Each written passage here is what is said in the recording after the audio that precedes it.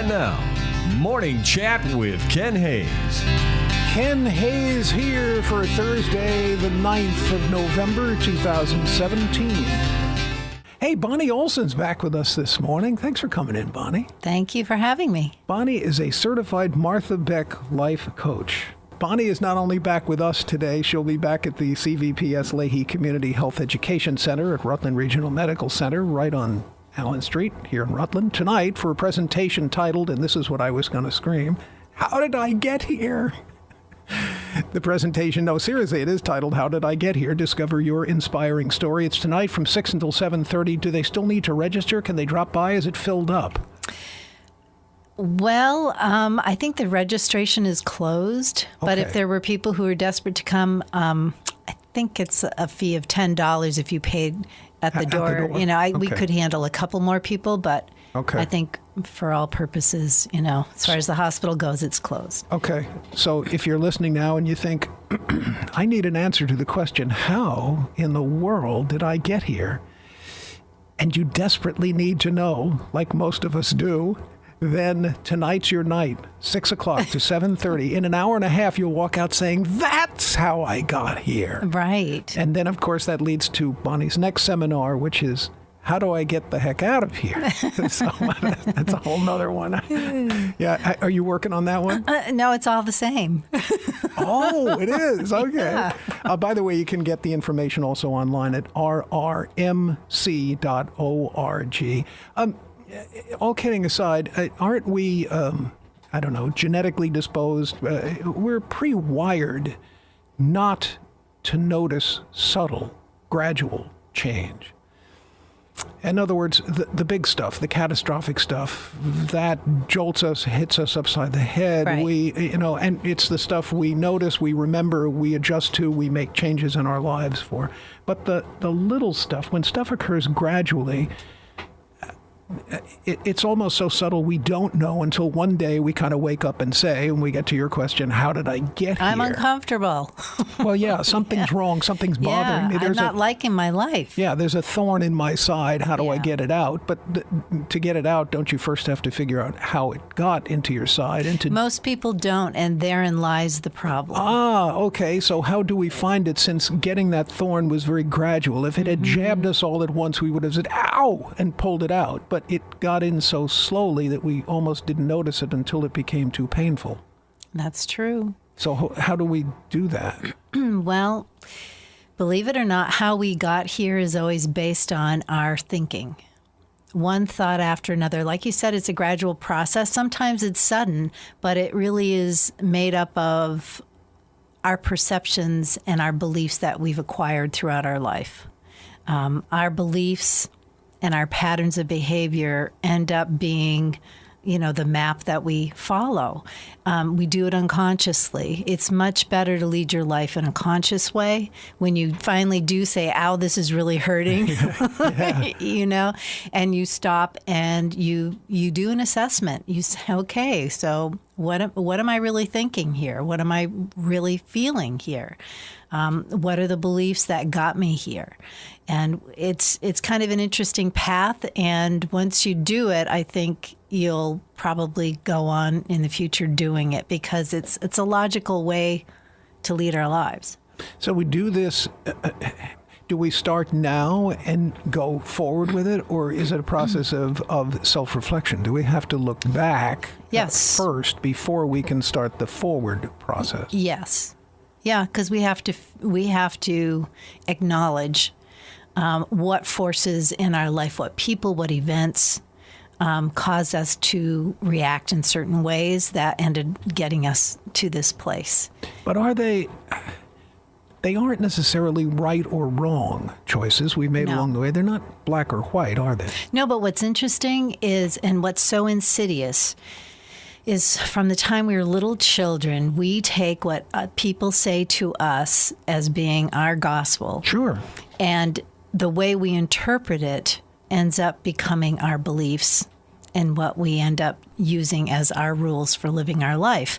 And the sad thing is, a lot of those assumptions are made as little kids with a little kid mind Right.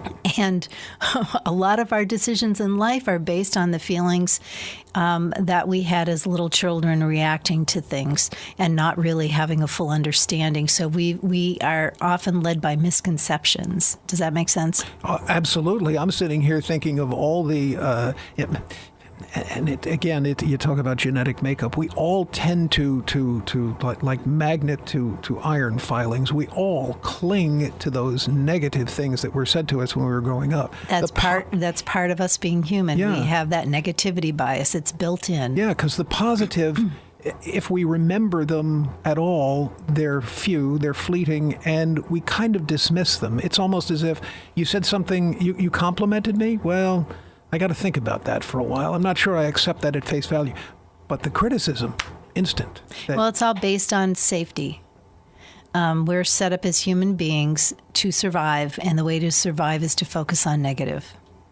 And that's, our prehistoric man, that's how he's survived, by being on alert and looking and noticing and remembering the negative so that he doesn't do it again. But it doesn't really serve us anymore. We are dealing with an ancient nervous system.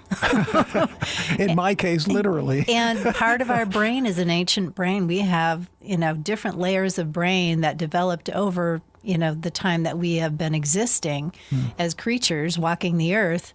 And each part of the brain that developed as we got smarter and more intellectual. And we still have within us deep in the brainstem that primitive brain that's whole job is to keep us safe. And so it's either on or it's off. It's like a reptile. It's called the reptilian brain. So it's not sophisticated at all, but because we still have that in our brain, we have this negativity bias that we're always, it's like putting your finger over, a flame and remembering and taking it off and remembering, oh, I don't think I'll do that again. That's the negativity bias.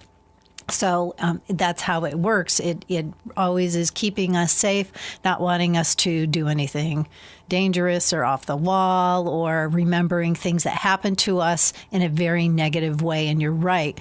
We don't need to be reacting like that all the time. In our modern society, we're not in danger all that often. Sometimes it comes in really handy, but we really don't need to rely on that negativity bias. We need to be taking in the positive and filling ourselves up.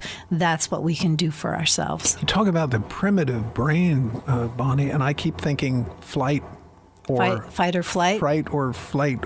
And I keep thinking, my primitive response would be the opposite of how did I get here? It's how do I get out of here? It's all kidding aside. It's run, head for the hills. Yeah. Rather than assimilate negativity, my attitude would be, I got to get the hell out of here. Yeah. Well, that's good. That's that's fine. Why stay where you're miserable? Exactly. Yeah. And why do people stay where they're... I won't mention names, but a certain friend of mine is stuck in this... he had all these excuses. Well, I got to stay here because my folks are older. I got to take care of them. And, well, I've got this thing with my wife and we're going through divorce. And, well, I've got this and I've got that. And one by one, they've all disappeared. The divorce is over. Both parents have passed. The estate's been settled, on and on. So now we're to the point where every time we meet, you tell me how miserable you are where you live. You can't stand the state you live in. You can't stand the block you're on. You hate your neighbor. Go. You're a free spirit. Mm-hmm. Go. Embrace the moment. Carpe diem, buddy. Go. And yet, it's like he's got two concrete shoes. Yeah. Afraid of change. Sometimes what we know, what are the devil we know is, but yeah. The king we know is better than the king we don't know. Yeah. But, that sort of thing. And that's, again, that self-protection, staying with what's familiar. The unknown is scary to a lot of people. But, it reminds me of the guy. There was this crazy radio station owner I dealt with for a period of time in my life who actually, he called me to see if I wanted to work for one of his stations. But I wasn't home, so he left a message on the machine. And I called back, and I get the office manager, and she says, can I help you? And I said, yes, this is Ken, and I'm returning so-and-so's phone call. She says, all right, just a moment. And he gets on the phone. I'm on hold for a long time. He gets on the phone and he says, who are you? Who are you? Who are you? Once would have been enough, sir. This is Ken. I'm returning your phone call. Who? What am I? It's very nervous. And finally he says to me, oh, wait a minute. I hear rustling of papers. Oh, yes. I made a note to myself here. Yes. Oh, you're the fellow. I want to get you to work for my station in X market. I said, are you all right, sir? And he said, yes, I'm fine. I don't talk to people I don't already know. And yes, exactly. And trying not to laugh, I said, well, you must lead an awfully lonely existence since you have to start talking to someone Very small world. to get to know them. And I thought, but, I've met other people like that. They've never said it, but that's... You get that sense, yeah. I mean, and talk about the walls closing in on people. Good Lord, they've got to be the poster child for how did I get here? Well, they've created stories in their minds of how dangerous the bigger world is. And it would be interesting to have a conversation with them and have them remember the first time they ever felt that way. And usually it's tied to an event or a person.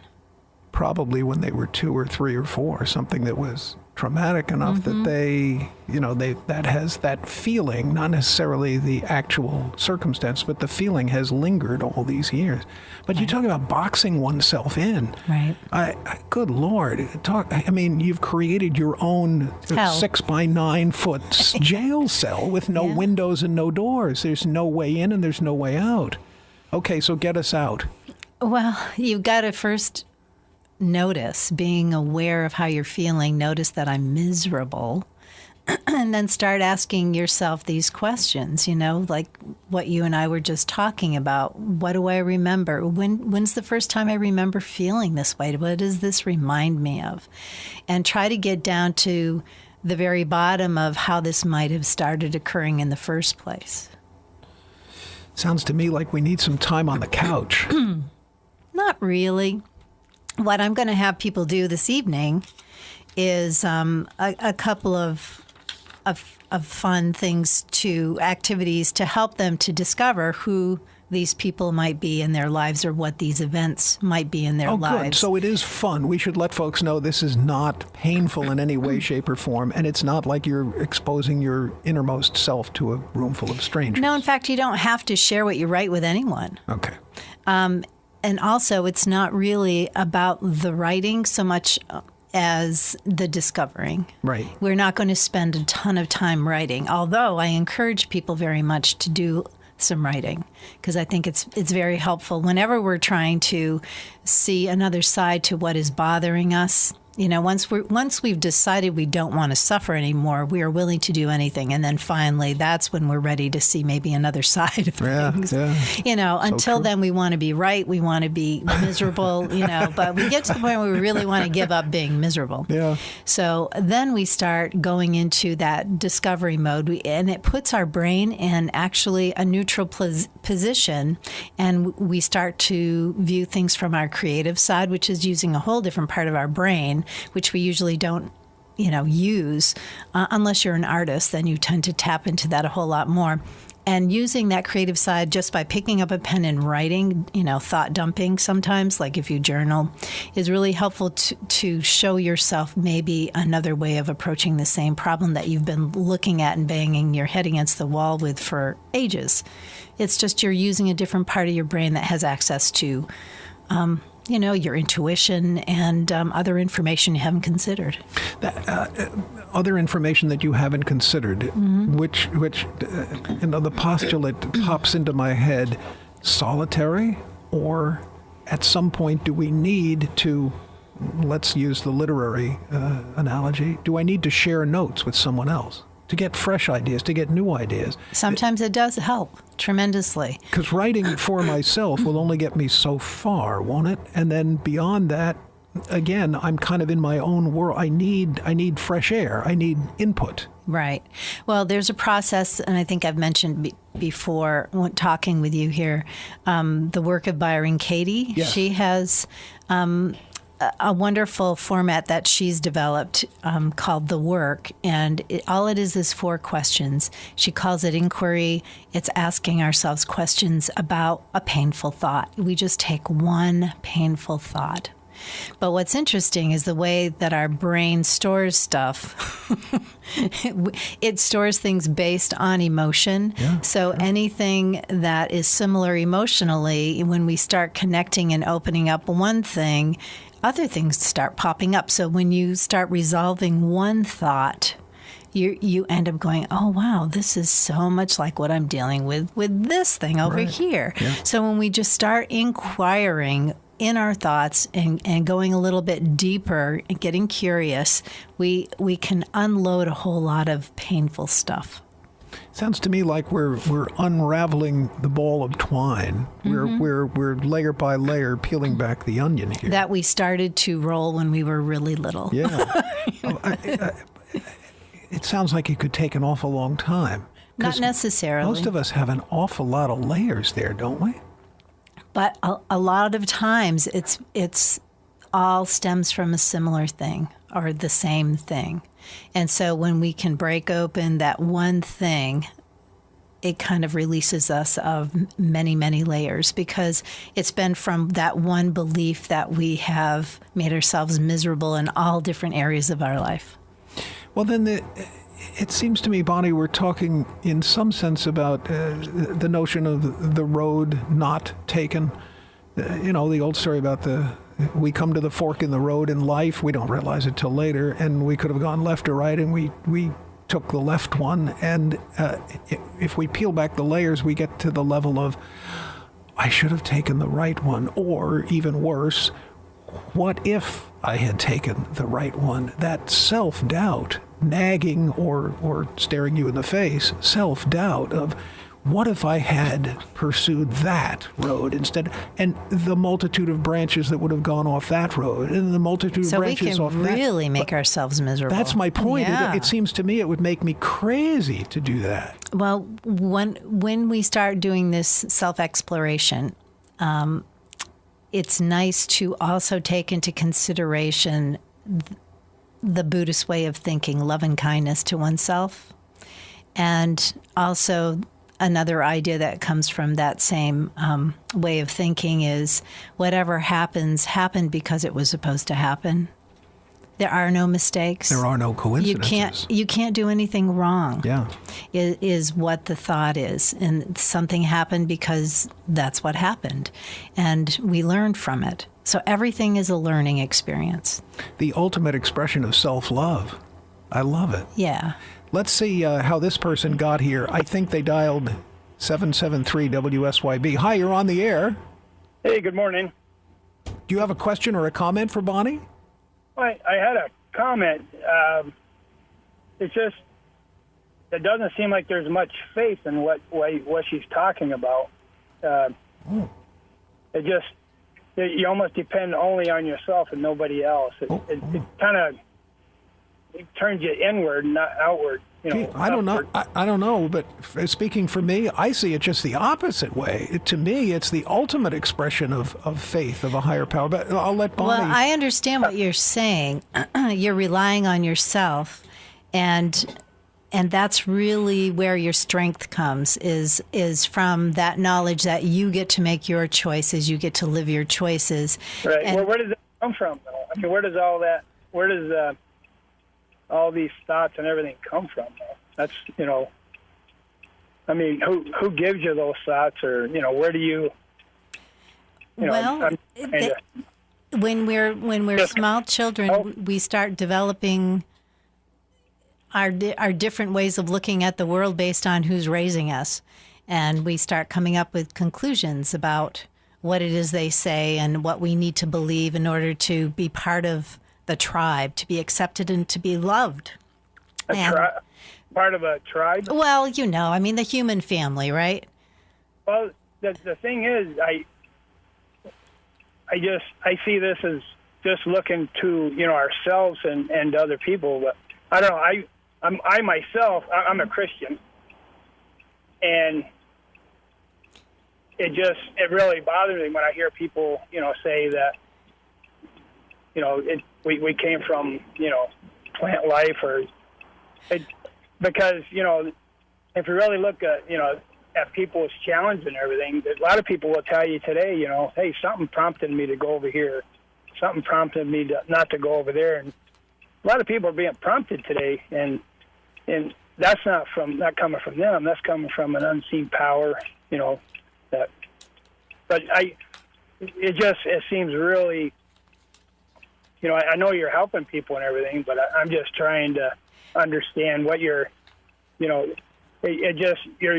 almost turning us into the dog out back, and we're not. I don't think so. I believe it or not, a lot of what I help people to gain is a sense that there is something greater than ourselves. Oh, yeah. And I work with so many people in a long spectrum of, religions and people who are not religious. And our decisions are not really based on religion or not. They're based on what is best for us. And generally being good and being kind and being loving is what's best for us. Thanks for the call. 773-9792. 773-WSYB is our phone number, or that's the local one. Toll free is 866. It's 877. Where are we here? 877. I can't read it. 241-5960. Don't get old, Bonnie. The eyes go. Actually, my dad was right. He said the knees go first, and he was right. The spirit is willing, but the knees are weak. 1-877-241-5960. Gee, I don't know.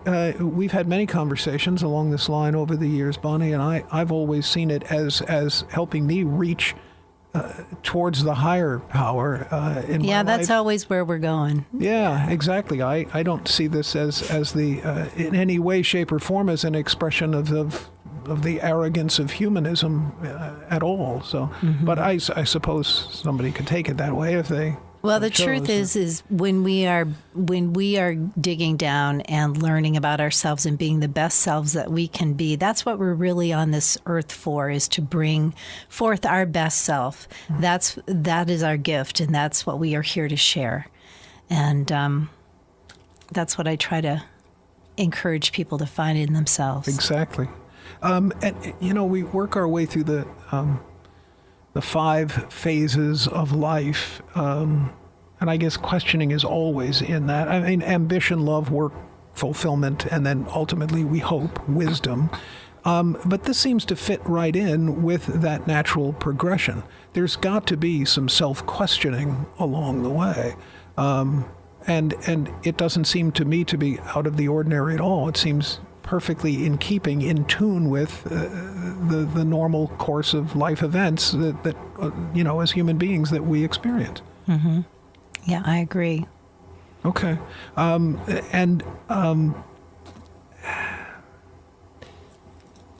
just wondering about commonalities that lead us to. We all question the assumptions of who we are, where we are, how we got here, where we should be going, and the commonalities that we share on the nature of our ambitions, of our successes, of our failures. Because we all share that, is there any kind of gospel truth that you can lay down for us that, yes, I know each person is an individual, but some kind of gospel truth that applies to each and every man and woman in terms of it's okay, this is part of life, this is part of the living and growing and hopefully getting to be a better person process? Well, what I notice in people, myself included, is that any negative event that happens, you just hold your breath and you hope you're going to make it to the other side. And then when you're on the other side, you go, phew, that was awful. Yeah. Sure, I'm glad I'm through that. Yeah. But not really reflecting on the fact that there's going to be always more to come. So to start to build that inner fortitude, that inner strength, yes, the belief in, something greater than ourselves, if that's what you believe in, and many people do. That's what gets us through the things that are coming, and there will be things coming. And it's never going to be easy, but the way that we think about things makes it at least tolerable, It makes it not sheer agony. We don't have the power. And why I'm saying that is because worry and those kinds of emotions, worry never resolves anything. It never helps anything. It's future forecasting the next disaster, or thinking that if you worry enough, you're going to prevent something from happening. And it just doesn't work that way. So all we can do is shed the worry, try to be grounded and centered in ourselves, try to enjoy each moment and stay present. And that's a better way to get through our days. It's an interesting concept, though. I mean, of course it's true. Academically, theoretically, worry does no one any good. It's not going to change whatever that object of worry is. It's not going to make it better, worse. It's not going to affect it one way or the other. But we don't live in a purely theoretical world. We live in an emotional world as well as theoretical. And boy, it sure would be nice to be able to say, no, I don't worry about that. Well, I have a snowstorm coming and I have to drive through it. Well, I don't worry about that because I can't control it. A storm will be here or it won't. Right, and you get to make your best decision if you're going to travel it or not. Right. And that's what I've always subscribed, and you and I have talked about this in the past. I've always subscribed to the do your homework first. Always do your homework. As simple as, like the old days, draw the line down the middle of the yellow legal pad and put the pros on one side and the cons on the other if you need to, and check them off one by one, cross them off one by one. Do your homework. Narrow it down, separate the wheat from the chaff, and using the best available information, no excuse for not doing your homework, all the impetus in the world for doing your homework. But once you've done it, you make the best decision you can at the time, and then you go forward. And a day, a week, a month, a year, 200 years later, you can't go back and second guess yourself, say, oh, well, if I had known. Famous last words. I mean, it could probably be on everybody's tombstone. If I had known. Well, and there's a lot of people who hang their hat on that. Oh, amen. And they put a lot of pressure on other people. Yeah, on themselves. And mostly on themselves. Yeah. So no, we have to get to a point. It's much kinder to ourselves, and it feels a whole lot better. We can just let go of all of that responsibility. We do the best we can. We can't control all the balls. It's humanly impossible, and things are going to happen. Things just do. It's like that expression my wife has on the kitchen, on the refrigerator there with the magnet. Says what is it? It's not about perfection. It's about persistence. And I always respond by banging my fist in pseudo anger and screaming, "No, it's about perfection. Damn it! It's about perfection." Right. There's no perfect. There isn't? No. That's not what my dad taught me. Even in nature, it's, everything is just slightly different. But different doesn't mean it's not perfect. Well, some people might look at things That's because of their preconceived notion of perfect. Right. Yeah, that's true. But that doesn't mean, if God created the butterfly with pink spots instead of orange spots, it's still beautiful. It doesn't mean... Right? Oh yeah, I agree. So you're smiling at me. Well, I'm grinning simply because perfectionism, it's like worry. Yeah, it is. It'll follow you to your grave. There's just no room for it in our lives. If you want to be content in your life, drop the perfectionism. It doesn't serve you. Oh, that's what I need to do. Oh, okay. Yeah. I'll just drop it. I wish I had known all those years ago. Oh, I feel so much better. I'm going to put my feet up and take a nap. I'm going to be There is no such here. thing as perfect, and what we shoot for is we do the best we can. Yeah. But there's no excuse for not doing homework to make sure you're doing the best you can. See, the problem seems to me, Bonnie, is that certain folks use the, well, I can't be perfect, therefore. That's their cop-out. That's their excuse, not reason, their excuse for every sloppy job they ever did. Because they say, well, I couldn't be perfect anyway, so I just let it slide. Well, then they get caught.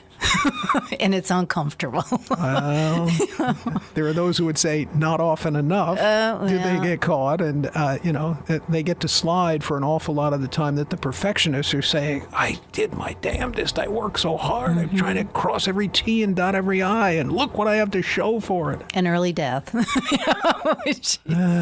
afraid. The stress of it doesn't do us any good.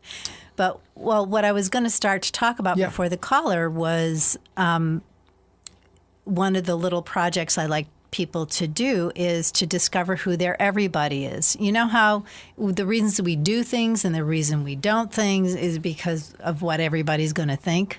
Or what everybody else is doing. Or whatever everybody else is doing, yes. Did your mom ever say to you, like my mom said, oh, sure, because everybody else is doing it. And Kenneth, she wouldn't have said Kenneth to you, but did your mom ever say, and Bonnie, if the other children jumped off the bridge, would you jump off the bridge? Of course she said that. Oh, good. We had the same mom then. Oh, and I want people to get familiar with who their everybody is, because interestingly, it's only usually a very small number of people, very small, sometimes only one person. And it might be our mother. That's the voice that we hear. And it's the everybody when it sounds like a nagging voice in your mind. But anyway, the everybody is usually only one or a few people, and it's people whose opinion, for one reason or another, has really mattered to us during the course of our life, usually instilled very early on. And we try to appease that voice because we want to fit in. Right. So I have people think about the people that were in their lives when they were really young before school, and then in middle school, that's a really determining time for people to set up some beliefs for themselves, and then high school, and then go on to college, the people in college. And it could be not just other students, it could be professors or, anyone that had kind of a mentorship over you. Mm-hmm. Work life, coworkers, boss, and then spouse.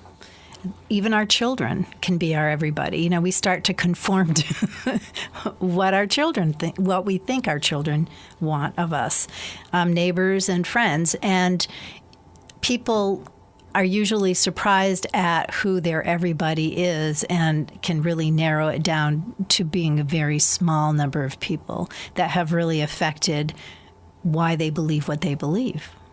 So that's kind of a fun thing to take people through.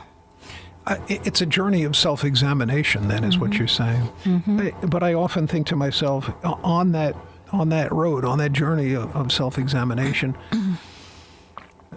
the tendency to be critical, in any sense, to be overly critical of oneself. I mean, I think, how do we turn that self-deprecating gaze from the looking glass and how do we say it in the vernacular? Give ourselves a break. Well, we can think of someone in our lives that we love unconditionally. It could be a pet, it could be a child, it could be a friend or whoever, a parent. And think about how you feel about that person. And then turn that feeling toward yourself. That's a good idea. It is interesting, isn't it?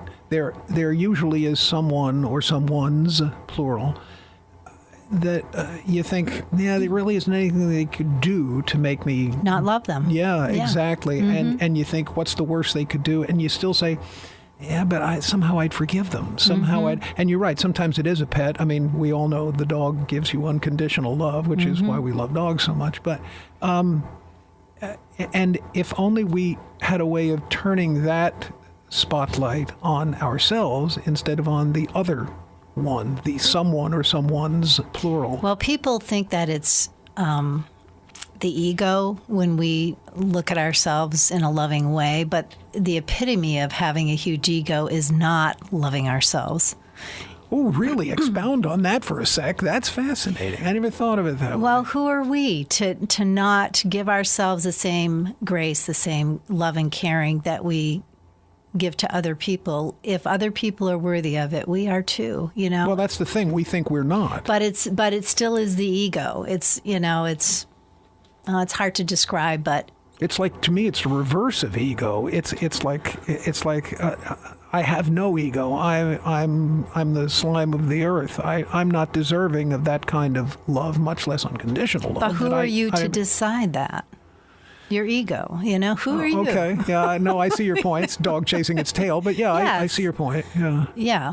No, we have to get to the point where we're not, constantly beating on ourselves. We have got to love ourselves and give ourselves the same kind of compassion that we would give to someone else that we love. We deserve that. And are we living our best life when we're condemning ourselves? No, we're not. It's hard to. It's very hard or to. impossible to. Yes, it is. So we want to fill ourselves up with, and I don't mean over the moon, positivity, baloney stuff, but really concrete. We are goodness. Each of us has wonderful talents, and we just have to spend a little time nurturing who we really are. And that's our essential self. Just nurture that and not be so concerned with what we think other people might think of us. Hard to say to people in this day and age with the all-pervasive social media that they all seem to. I say they, not we, in this case, because I've never made any bones about it. I don't own one of those. I won't say never. You never say never. I don't ever plan on owning one of those things. I have no interest in them. Which thing? The thing that they're all on, I call it a cell phone, but it's not. It's like a mini computer. Okay. And they're all on it with the opposable thumbs going a mile a minute and typing messages back and forth to each other. And from what I've been told, some of those messages can get pretty ugly, pretty nasty. And you talk about criticism of other people, and then somebody says something about you, and you take it to heart, and then who needs it? But I think, what's interesting is I knew that they would come up with names, and I can't think of the names right in front of me now, but there are now sort of pseudo illnesses associated with addiction to technology. It might even be called technology addiction, I'm not sure. But we are addicted. It's a quick fix. It's a quick spurt of dopamine in our brain. Yeah. And this is why we are so attached to these gadgets for that next little piece of information or the next response from somebody on Facebook, the next like. It's all to do with brain science. So it's inevitable that we're going to have addictions to these things. And I think as we go forward, we're going to look back on this time as being a very, pivotal time in our history, and there's going to be a lot of changes because it's going to, I think, be found to be so detrimental. I agree, and I just hope we don't pivot too far in the wrong direction so that we've gone too far down the road to be able to get back on the right track. But I'm just curious, from a very personal, selfish, ego standpoint, does that mean I have a ton of dopamine or I'm lacking dopamine because I have no interest in this stuff? And the only computer I have is a desktop, and I do my work on it, and I have to have email to converse back and forth, to get great guests like you lined up and stuff like that. But at the end of the day, I turn it off. I never think of, I got to go back. I got to see, who sent me what? I don't care. I'll get to it when I get to it. What am I lacking in, or what do I have too much of? Well, what you're describing is something that everybody does. They turn something into meaning something about them when it doesn't really mean anything. Right. It just means it's not a priority for you, but it doesn't mean anything about you. No, I was curious. Brain chemistry. If I had too much or too little dopamine, you mentioned that before about. Things always start off as habits. Okay. And then habits turn into addiction. So you have never developed the habit of getting on a phone. And, it can't develop unless you have, that stimulation from the very beginning. I'm so glad it can't develop. Yeah. Yay for me. So, it's just a habit. So if we took all of those damned little things away from the kids so that they didn't get into the habit from the age of 1 or whenever they start. That's true. If they never started, they wouldn't miss it. Right. Except for seeing other kids doing it and thinking that there's something pressure. wrong with them because they don't have one. And that they're missing something and they're not fitting in with the group think. And then Yes. Yeah. I don't know. Where the heck are we going? How did we get here, and where are we going, Bonnie? Well, unfortunately, people, in order to make money, put these things into the world, and no matter what it is, and it just multiplies. And humankind then has to deal with the consequences of that. And that's where we are. And then as individuals, then we have to, when I have a dreadful habit of constantly needing that dopamine hit or reassurance that people like me on Facebook, then I'm going to have to go within when it makes me miserable enough and start undoing things and working on my thoughts. But it is fascinating to watch. I know some people in personal life, in professional and business life, it's the right word. They literally are addicted to the damn thing, and they cannot get enough of it. And when they get anything with which they either disagree in general, or with which they disagree because it's aimed at them, they go ballistic. They go, and I'm like, what are you so upset about? So somebody said they didn't like your hair, they didn't like the color of your dress. Who cares? Why do you care? And more to the point, and I say this to them, if it really bothers you, and clearly it does, you're all worked up about it, turn it off. Mm-hmm. Turn it off. At the end, then you don't know what they say, nor do you care. Well, the other side to this is all of the time that people take using devices. Ooh. And suddenly, if you took it away or told them just to shut it off, what are they going to do with that time? Oh, good Lord. Oh, no. Read a book? Well, I'm just saying, it's going to be an adjustment. It's definitely going to be a time adjustment. Well, again, I never fell into the trap, so I don't need to adjust my time. I do know what you mean, though, in terms of, well, it's like, when we have a power blackout and folks say, oh, I can't watch my fill in the blank, whatever's on TV that night. Oh, what am I going to do? And I always laugh. I think, well, what do you think people did before there was television? What do you think they did before there was electricity? Yeah. I mean, we were around a lot longer during those years than we have been since we've had electricity and television and cell phones. You don't think you can exist without these things? Well, what people don't realize, too, is we're setting ourselves up for great anxiety, because these kinds of things, when we're constantly on them and constantly getting that mental stimulation, it creates anxiety in us. We are totally in our heads. We're not in our bodies at all. We're not looking out in nature. We're not present. That's right. And whenever we spend long periods of time not present, we probably are going to start to feel anxiety. We're not dealing with things. We're not dealing with reality. It almost sounds like these we're talking about withdrawal symptoms. Yeah. When it comes, seriously. Yeah, no, it is. Sounds like. Well, that's exactly what it is. I think it stimulates the addiction part of our brain. So. Wow. Yeah. I don't know. And you're right. They are in their own world. I've noticed when if I walk into a room and say hi to someone who's on one of those things, they either don't even know I exist, or I get a cursory, a grunt, a groan, to basically barely acknowledge my presence. But beyond that, I could say, and the world just collapsed, and the market fell out, and you lost all your money, and you have no job, and your house burned down, and all I would get was a They're paying no attention. And yet, I don't know, maybe it's just my training, my upbringing. If somebody comes in a room and says, I stop whatever I'm doing. I look up, I make eye contact, I say, hi, how are you? Whatever it is, and then I go back to what I'm doing. I've never been so all-consumed or obsessed with this stuff. And they're showing increases in depression and things, too, because even though you feel connected when you're communicating or pseudo-communicating with people, they find that people have a sense of loneliness, even more exaggerated than if you didn't use these devices all the time.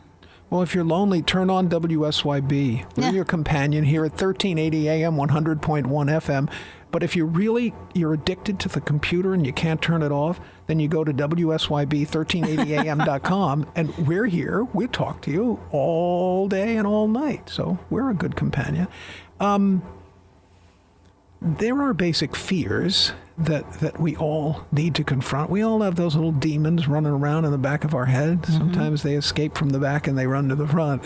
How do you tap into the courage to get yourself out of? I mean, we talk about how did I get here, and it's based upon prior training, assumptions, ingrained stuff. But confronting it takes courage, and then once we know what it is, it takes just as much, if not more, courage to confront those fears, those doubts, and move beyond them.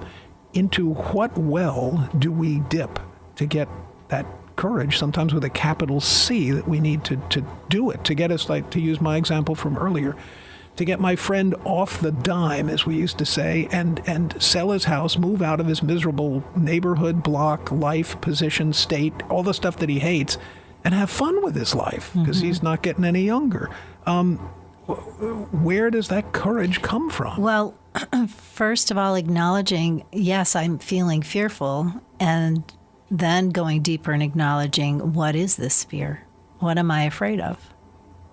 And sometimes it's not at all what you think it is. Well, but we all feel failure, right? Isn't that the ultimate... the fear of failure. The fear of failure. And isn't that always at the root of it? Even if we think, okay, I'm afraid to do this because, well, if that job doesn't work out, I'll be bankrupt and I won't have... But that's a fear of failure, monetary failure, or business prestige failure. It always comes down to failure. But a lot of it is a fear of the unknown, a fear of loneliness. There's a lot of things wrapped up into it. And I think once people really have that conversation with themselves and discover what it is they truly are fearing, they can bring in other things to support themselves so that they can then move on. Well, I guess what I'm getting at is, I think, like you say, fear of loneliness. But to me, that's another way of saying, yeah, that's fear of failure to connect with other human beings.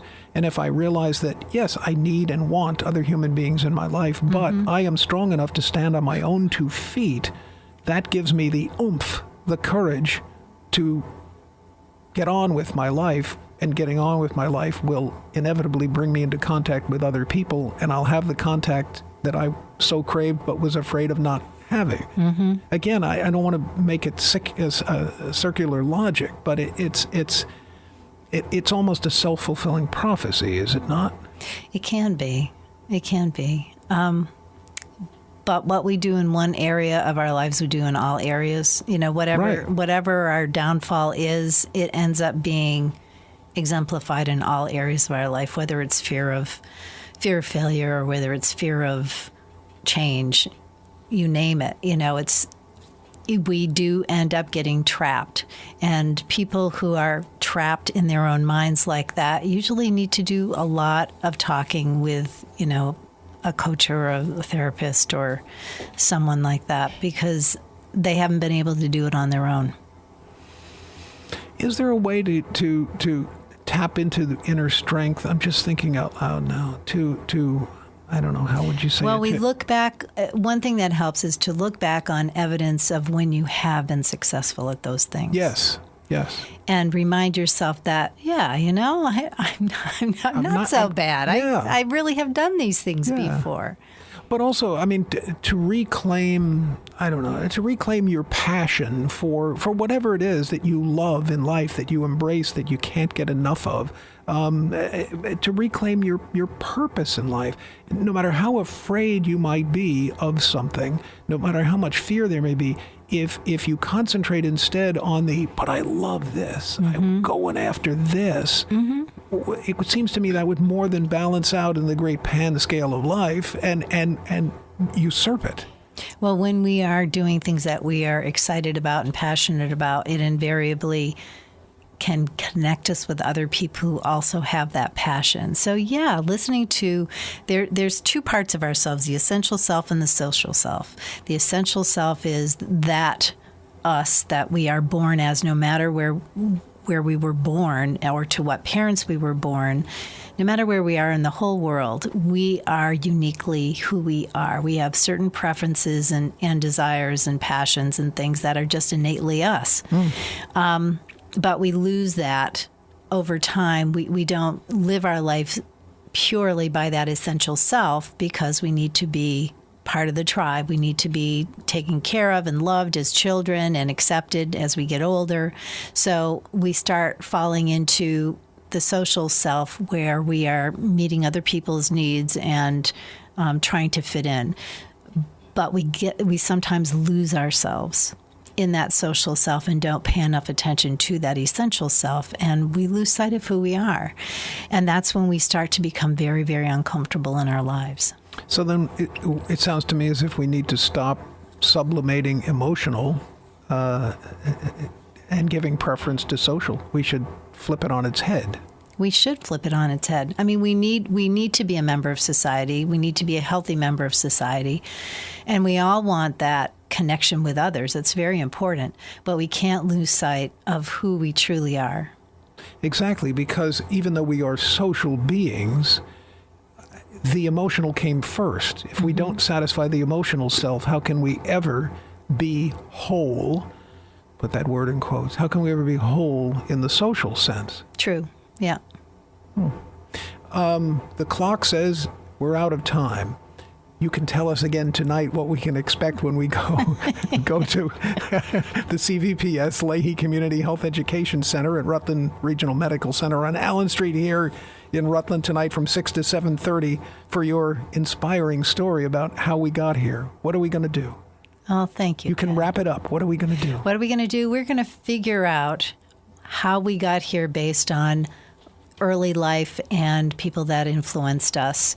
And if it's not working for us anymore, those directives from when we were young, by gosh, we're going to forge forward on a path that's right for us. Beautiful. It works for me. You've not only gotten me here, you've gotten me out of here. Thanks. I appreciate it, Thank Bonnie. you. Have fun tonight. Thanks.